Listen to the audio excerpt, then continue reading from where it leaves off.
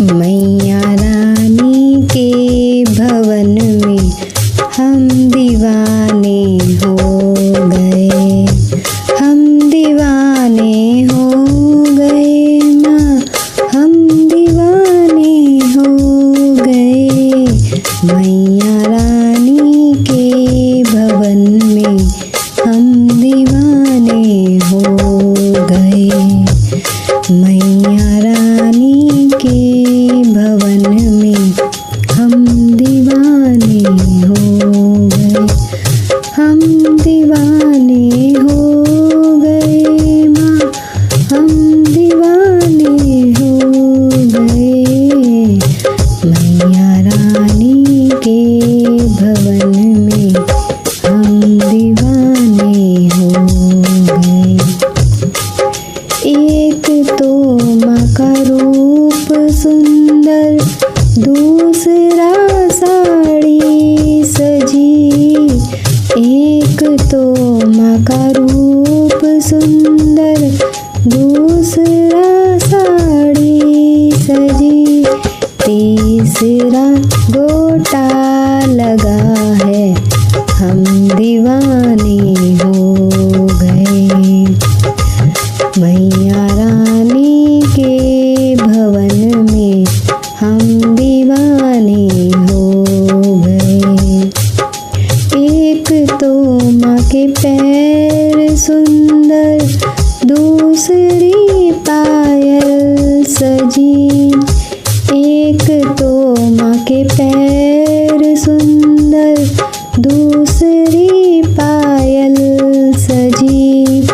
तीसरा महावर लगा है, हम दीवाने हो गए। मैया रानी के भवन में हम दीवाने हो गए। एक तो माँ का रूप सुंदर, दूसरी माता सजी। एक तो माँ का रूप सुंदर, दूसरी माता सजी। तीसरा माँ का मुस्कुराना, हम दीवाने हो गए। मैया रानी के भवन में हम दीवाने हो गए। एक तो माँ के कान सुंदर, दूसरा झुमके सजे। एक तो माँ के कान सुंदर, दूसरा झुमके सजे।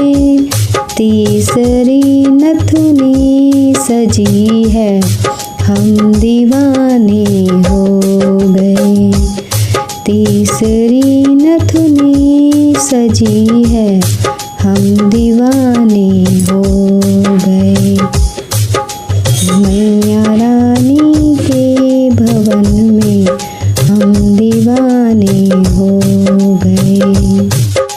एक तो माँ के भोग 56, दूसरा हलवा सजा। एक तो माँ के भोग 56, दूसरा हलवा सजा। तीसरा नारियल चढ़ाना, हम दीवाने हो गए।